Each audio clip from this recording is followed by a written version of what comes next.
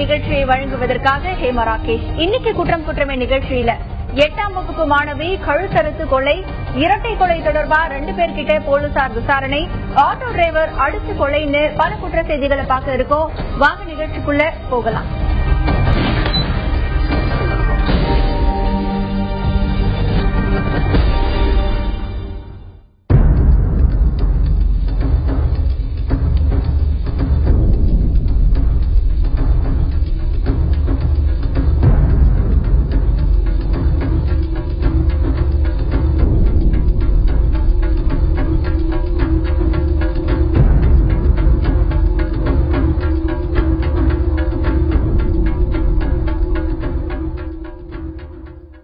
இந்த கொலை காட்சிக்கான செய்தியை நிகழ்ச்சியோட இறுதியில பார்க்கலாம். முதல்ல கொலை சம்பந்தமான செய்திகளை பார்க்கலாம்.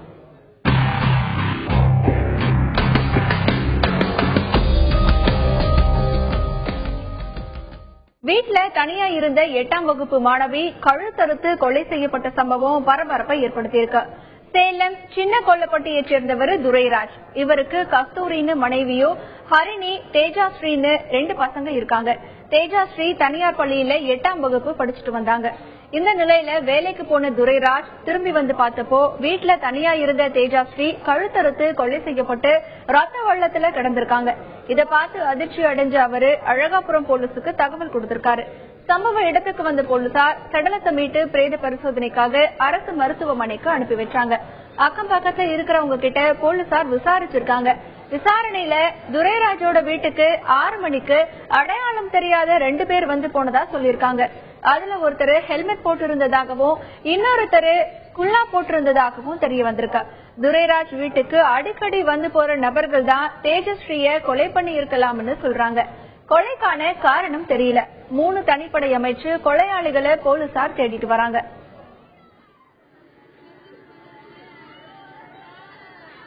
சத்தம் கேட்டு வெளியே வந்து பார்த்தேன். ஒரு 7 o'clock இப்படி நடந்துருச்சுன்னு சொன்னாங்க. அந்த குழந்தை வந்து உள்ளுக்குள்ளார ரூம், நான்லாம் உள்ள போகல, உள்ள வந்து வெளியே வந்தவங்கிட்ட கேட்டேன். அவங்க வந்து இப்படி கழுத்து அறுத்து கிடக்குது, குழந்தை இறந்து கிடக்குதுன்னு சொன்னாங்க. அப்புறம் கீழே எல்லாம் இருந்தாங்க. அப்புறமேல் கொஞ்சம் நேரத்தில் அந்த பொண்ணோட அப்பா வந்தாங்க. மேலே கத்திக்கிட்டே போயிட்டு கீழே சாயந்தரம் கூட நான் பேசினேன் அந்த பொண்ணுகிட்ட அப்படின்னு சொல்லிட்டு இருந்தாரு. அந்த பொண்ணு தனியா தான் இருந்திருக்கு. ஸ்கூலை விட்டுட்டு வந்துருக்கு, தனியா தான் இருந்திருக்கு. எப்படி யார் வந்தாங்களா என்ன சொல்றாங்க சார்? அது 2 பேர் வந்து இப்படி கீழே இருந்தவங்க எல்லாம் வந்து கீழே 2 பேர் மங்கி கேப் ஒருத்தர் போட்டு, ஒருத்தர் வந்து ஹெல்மெட் போட்டு வந்து மேலே போயிட்டு வந்தாரு. கீழே இருந்தவங்க சொல்றாங்க. இது மாதிரி பொண்ணு கழுத்தட்டு வந்துட்டு சொன்னாங்க. வந்து பார்த்தோம். ஆனால் பார்க்கல, அது பொண்ணு வந்து ரத்தம் ஃபுல்லாக வெளியில் போய் அப்படி படுத்து இருந்தது. அப்புறம் அதுக்குள்ளே இப்போ போலீஸ் எல்லாம் தகவல் சொல்ல போலீஸ் எல்லாம் வந்தது. போலீஸ் வந்தோடனே அப்புறம் 108 ஆம்புலன்ஸ் வந்து தூக்கிட்டு போயிட்டாங்க. அதுக்கு முன்னாடி 2 பேர் பசங்க யாரும் வந்திருக்காங்க. வந்து வண்டியை நிறுத்திட்டு ஒரு பையன் மேலே போய் ஃபர்ஸ்ட் பார்த்துருக்கலாம். பார்த்துட்டு அப்புறம் மேலே போய் இன்னொரு பையனை மேலே போனோம், இன்னொரு பையனை கூப்பிட்டு மேலே போயிருக்கலாம். உள்ளே போய் உட்காந்து பேசியிருக்காங்களாம். பேசிட்டு அவர் அது போய் வண்டி எடுத்துட்டு ஒருத்தர் ஹெல்மெட் போட்டுக்கிட்டு ஒருத்தர் மூஞ்சி துணி எது கட்டிட்டு அவங்க கிளம்பிட்டாங்களாம். அப்புறம் எங்கள் அப்பா ரொம்ப நேரம் முன்னாடி நடந்துட்டு போடுது சார். அப்புறம் எங்கள் அப்பா டியூட்டிலேருந்து வந்த பின்னாடி கதவு திறந்து பார்த்த பின்னாடி மர்டர் நடந்துச்சு. இந்த ஏரியாவில் வந்து எந்த ஒரு இதுவுமே இருந்ததில்லை. ஆனால் இப்போ பார்த்தீங்கன்னா இது வந்து ஒரு பெரிய வந்து ஒரு விஷயமாயிருச்சு. அதனால பார்த்தீங்கன்னா இங்க இருக்கிற மக்கள்லாம் பார்த்தீங்கன்னா ரொம்ப வந்து பெரிய அளவுக்கு இது பட்டிருக்கிறாங்க. அதனால வந்து காவல்துறை வந்து ஒரு ஸ்டெப் எடுத்தாதான் எங்களெல்லாம் வந்து ஒரு சேஃப்டி இருக்கும். நெல்லையில நடந்த இரட்டை கொலை தொடர்பா சந்தேகத்தின் பேர்ல 2 பேரை பிடிச்சு போலீசார் விசாரணையை நடத்திட்டு வராங்க. நெல்லை மாவட்டம் நாங்குநேரியை அடுத்த கராந்தநேரி கிராமத்தைச் சேர்ந்தவங்க வேல்சாமி, மாரிக்கணி, கணேசன். வேல்சாமி கொத்தனராகவும் மாரிக்கணி வாட்ச்மேனாகவும் கணேசன் தனியார் நிறுவனத்திலையும் வேலை பார்த்துட்டு வந்தாங்க. கராந்தநேரி கிராமத்துக்கும் பக்கத்து கிராமத்துக்கும் ரொம்ப நாளமா தகராறு இருந்துட்டு வந்ததா சொல்றாங்க. இந்த நிலையில 12 பேர் கொண்ட கும்பல் ஒண்ணு வேலுசாமியையும் மாரிக்கணியையும் கணேசனையும் சரமாரியா வெட்டியிருக்காங்க. இதுல வேலுசாமியும் மாரிக்கணியும் இறந்து போயிட்டாங்க. கணேசன் உயிருக்கு ஆபத்தான நிலையில அரசு மருத்துவமனையில சேர்க்கப்பட்டிருக்காரு. இந்த இரட்டை கொலை தொடர்பா சந்தேகத்தின் பேர்ல 2 பேரை பிடிச்சு போலீசார் விசாரணையை நடத்திட்டு வராங்க. 10 பேரையும் தேடிட்டு வராங்க. நான் மதுரையில இருந்து ஒரு ஊருக்கு பழைக்க வந்தேன். எனக்கு டவர்ல உட்காந்து காசும் இல்லாம ஒன்றும் இல்லாம உட்காந்துருக்கீங்க. எனக்கு நீங்க ஒரு கொடுங்க சார். மகன் என் மகையா என் மகன் அவன் உயிரோட இருக்காங்க வாட்சி மேலைக்கு போனது எனக்கு என் மகனை கொஞ்சம் காமிங்க சார். நான் உயிரோட இருக்கணும். நான் இல்ல கார்ல விழுந்தே செத்துருவேன். நான் 4 பிள்ளைய வச்சுட்டு ரொம்ப கஷ்டம் தான். அங்கேயும் அண்ட முடியாது, அண்ணன் நம்பிட்டும் போக முடியாது, மாமா மச்சனை அங்கேயும் போக முடியாது. எனக்கு ஏதாவது ஆதரவு பண்ணுங்க. 4 பிள்ளைய வச்சுட்டு நான் என்ன வேலையும் செஞ்சுக்கிட்டே முடியாது. என் புருஷன் சம்பாத்தியத்தை வச்சுதான் நான் கண்டு கொடுத்தேன்.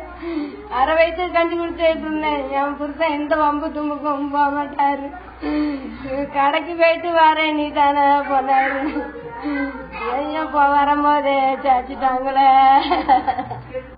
ஆட்டோ டிரைவரை அடிச்சு கொன்றது தொடர்பா 2 பேரை போலீசார் கைது பண்ணிருக்காங்க. ஒருத்தரை வலை வீசி தேடிட்டு வராங்க. ராமநாதபுரம் மாவட்டம் கீழக்கரை லட்சுமிபுரத்தை சேர்ந்தவர் செந்தில். ஆட்டோ டிரைவரான செந்தில் நேத்து நைட்டு புதிய பேருந்து நிலையம் பக்கத்துல நின்னுட்டு இருந்தாரு.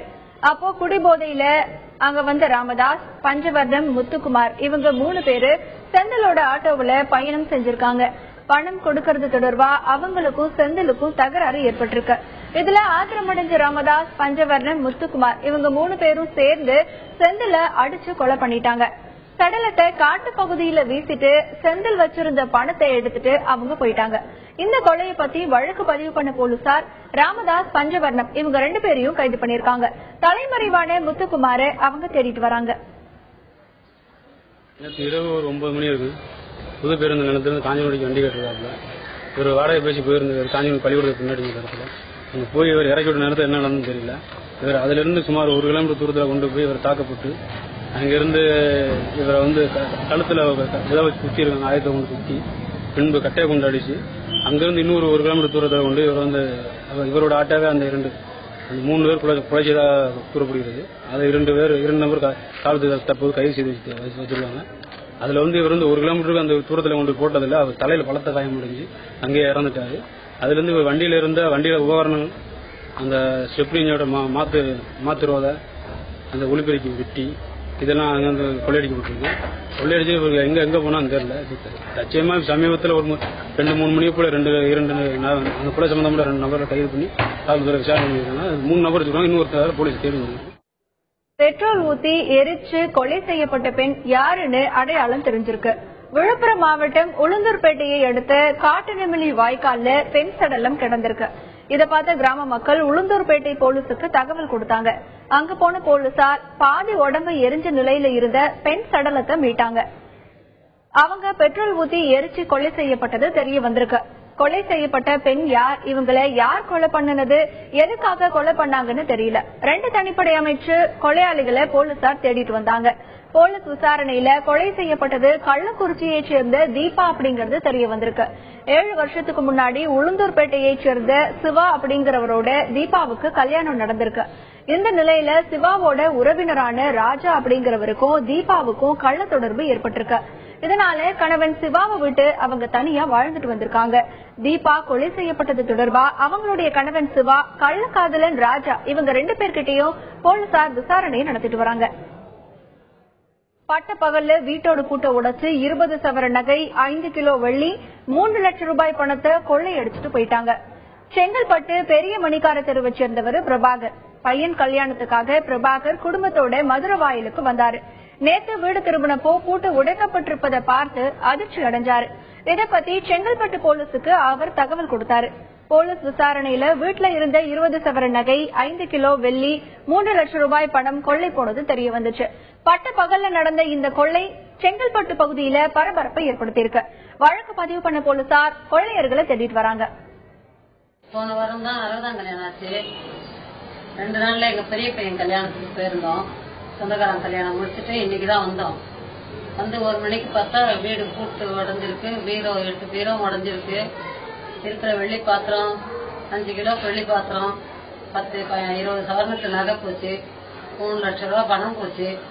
வீட்டுல வயசானவங்களாம் இருக்காங்க. யாருக்குமே ஒண்ணுமே புரியல. பட்ட பகல்லையே போயிருக்கு. அதுவும் பக்கத்துல பெரிய வீடு, பெரிய மணிக்காரத்துல பெரிய இடம். அது சுத்திரும் வீடு இருக்கு. விடைகால தான் வந்து இது பண்ணிருக்காங்க. ராத்திரி எல்லாம் பாத்துருக்காங்க. கூட்டி இருக்கு. எல்லா ஜனங்களும் இருந்த எல்லா இடத்துலயும் போயிருக்கு. எங்க வீட்டுக்கார கேட்டரிங் பண்றவர். அவருக்கு மொத்தம் தெரியும்.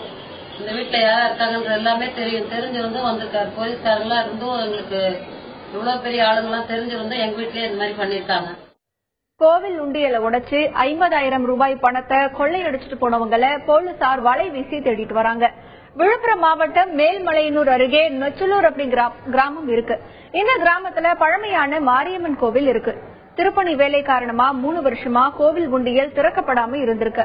இந்த நிலையில மர்ம நபர்கள் சிலர் கோவிலுக்குள்ள நுழைஞ்சு உண்டியலை உடைச்சு அதுல இருந்த 50,000 ரூபாய் பணத்தையும் பித்தளை உண்டியலையும் கொள்ளையடிச்சிட்டு போயிட்டாங்க. இத பத்தி கோவில் நிர்வாகிகள் போலீசுக்கு தகவல் கொடுத்தாங்க. வழக்கு பதிவு பண்ண போலீசார் கொள்ளையர்களை வலை வீசி தேடிட்டு வராங்க.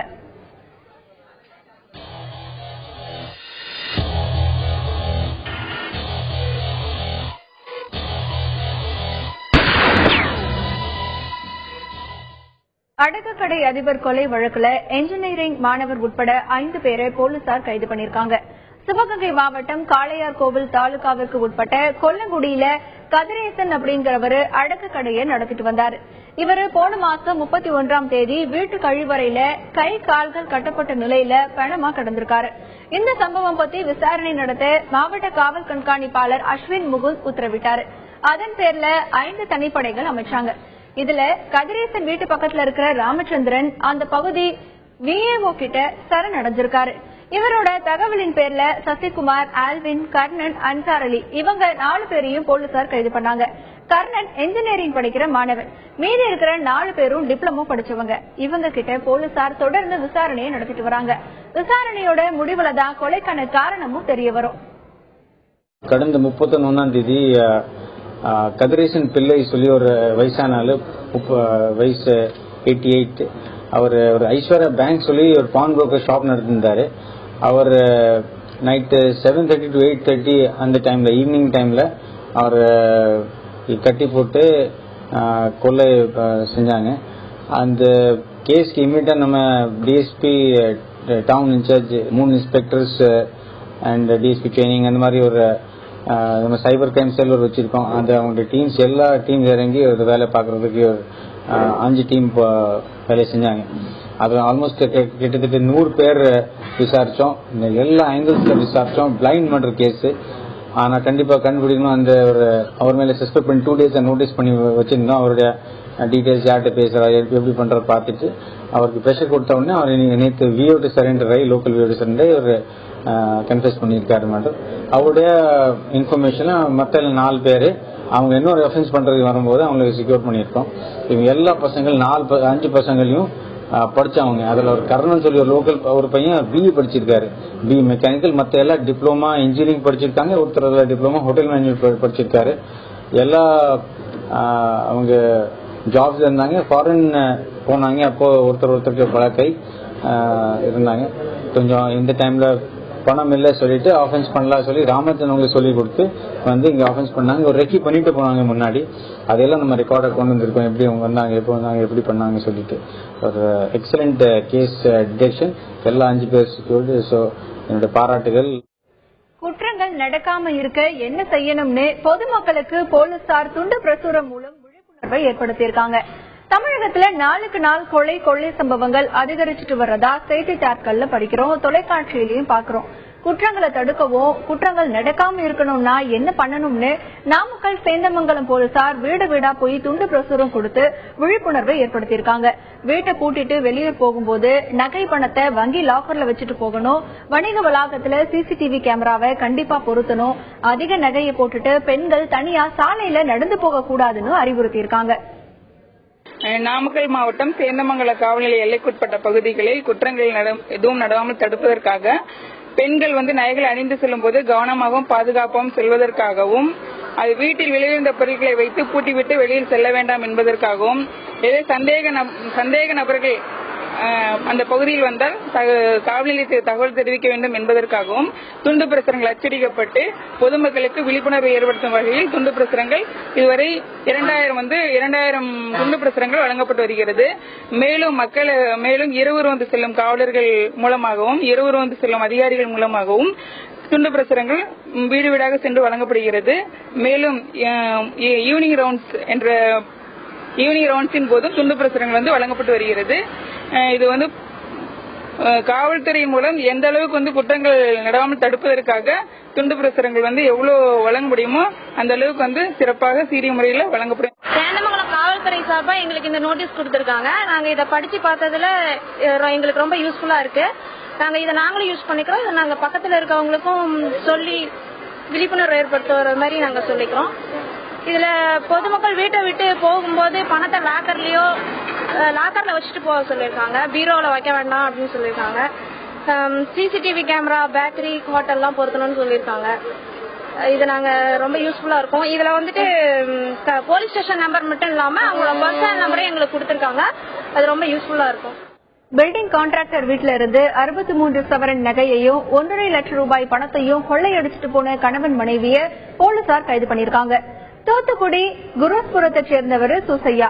பில்டிங் கான்ட்ராக்டரான சூசையாவோட வீட்டுல போன மாசம் 30ஆம் தேதி 63 சவரன் நகையும் 1,45,000 ரூபாய் பணத்தையும் கொள்ளையர்கள் கொள்ளையடிச்சிட்டு போயிட்டாங்க. கொள்ளைய பத்தி சூசையா போலீஸ் கிட்ட புகார் கொடுத்தாரு. போலீஸ் விசாரணையில சூசையா வீட்டுல வேலை பாக்குற அந்தோணியம்மாள் தான் நகை பணத்தை கொள்ளையடிச்சது தெரிய வந்திருக்கு. இந்த கொள்ளைக்கு அந்தோணியம்மாளோட கணவர் சுரேஷும் உடந்தையா இருந்ததா கண்டுபிடிச்சிருக்காங்க. இதையடுத்து இவங்க 2 பேரையும் கைது பண்ண போலீசார் அவங்க கிட்ட இருந்து 45 சவரன் நகையை மீட்டிருக்காங்க. கொள்ளையடிச்ச பணத்தை நகையை வச்சு குடும்பத்தோட இன்ப சுற்றுலா போனதா சொல்லியிருக்காங்க. ஆசிரியர் அடிச்சதுன்னு கை உடைஞ்சதா சொல்லி +2 மாணவன் மருத்துவமனையில சேர்த்திருக்காங்க. செங்கல்பட்டு பழைய பேருந்து நிலையம் பக்கத்துல தனியார் பள்ளி இயங்கிட்டு வருது.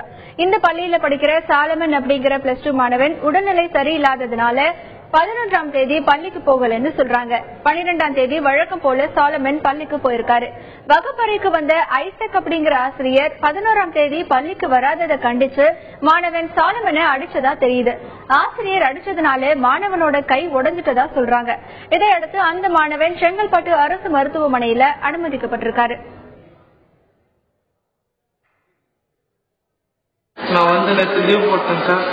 அதனால இன்னைக்கு ஸ்கூல் வந்தவொடனே சார் கிட்ட லீவ் போட்டதுனால பெரும்பாலும் தலையில சார், கையில சார், கை மடக்கு பயன்பாடு சார். அதனால ஜிஎஸ் அண்ணன் அட்மிட் பண்ணிக்கிறேன் சார்.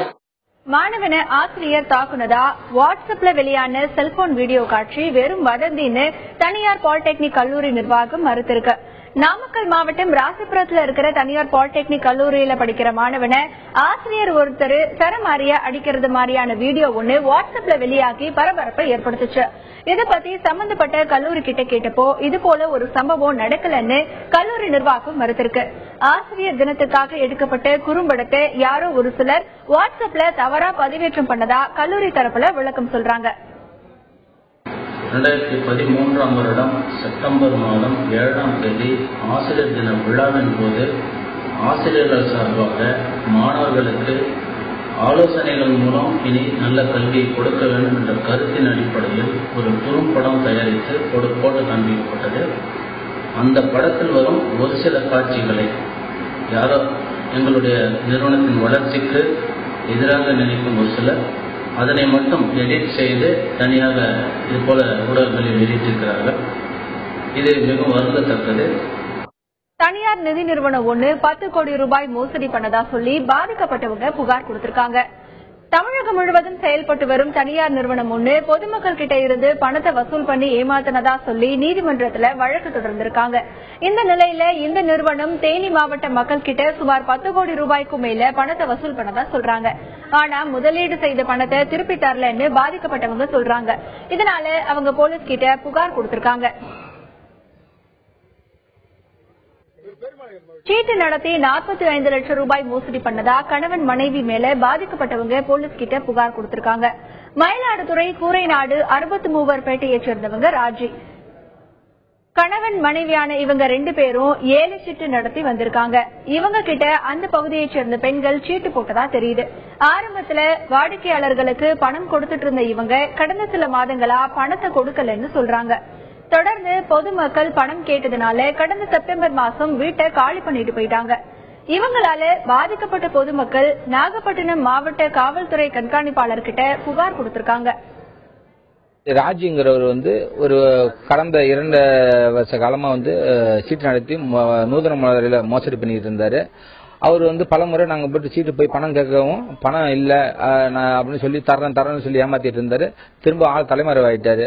நாங்க அதுக்கப்புறம் வந்து தொகுதி எம்எல்ஏட உதவியோட நாங்க வந்து நாகப்பட்டினம் காவல்துறை கண்காணிப்பாளர் அவர்கள்ட்ட வந்து மனு கொடுத்தோம். தொகுதி எம்எல்ஏ மூலியமா உடனடியாக அவங்க ஆக்ஷன் எடுக்கிறேன்னு சொல்லியிருக்கிறாங்க.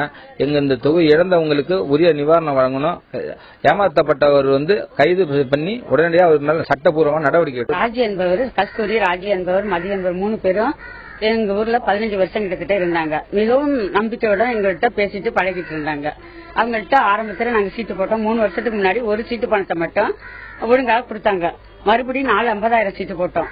2 லட்சம் ரூபாய் கிட்டத்தட்ட மோசடி பண்ணிட்டாங்க. அதே மாதிரி மக்கள் எல்லாருக்கும் 35 லட்சம் 50 லட்சத்துக்குள்ள தலைமறைவாயிட்டாங்க பணத்தை எடுத்துட்டு. அவங்க வந்து வருவாங்கன்னு எதிர்பார்த்தா வரல. போன் பண்ணாலும் போன் சுவிட்ச் ஆஃப் ஆயிடுது. நிகழ்ச்சியோட தொடக்கத்துல பார்த்த காட்சிக்கான செய்தியை இப்ப பார்க்கலாம். ஆசிரியர் வீட்டுல இருந்து 30 சவரன் நகை, 2 கிலோ வெள்ளி நகையை மர்ம நபர்கள் கொள்ளையடிச்சிட்டு போயிட்டாங்க. கடலூர் மாவட்டம் விருதாச்சலத்தை அடுத்த பெண்ணாடம் பகுதியைச் சேர்ந்தவர் ஞான வடிவேலு. இவரு இறையூர்ல இருக்கிற பள்ளியில ஆசிரியரா வேலை பார்த்துட்டு வராரு. 2 நாளைக்கு முன்னாடி இவரு குடும்பத்தோட சென்னை வந்திருக்காரு. இந்த நிலையில ஞான வடிவேலனோட வீட்டு முன்பக்க கதவு உடைக்கப்பட்டிருந்தது. இதை பார்த்த அக்கம் பக்கத்தினர் அவருக்கு தகவல் கொடுத்திருக்காங்க. ஞான வடிவேல் வந்து பார்க்கும்போது கதவை உடைச்சு பீரோவுல இருந்த 30 சவரன் நகை, 2 கிலோ வெள்ளி நகை, 19,000 ரூபாய் பணம் கொள்ளை போனது தெரிய வந்திருக்கு. இந்த கொள்ளையை பத்தி பெண்ணாடம் போலீஸ் கிட்ட அவர் புகார் கொடுத்தாரு. தடயவியல் நிபுணர் மூப்பனாய் உதவியோட சோதனை பண்ண போலீசார் கொள்ளையர்களை வலை வீசி தேடிட்டு வராங்க. இத்துடன் இன்றைய குற்றம் குற்றமே நிகழ்ச்சி நிறைவடைகிறது. மீண்டும் அடுத்த நிகழ்ச்சியில் சந்திக்கலாம்.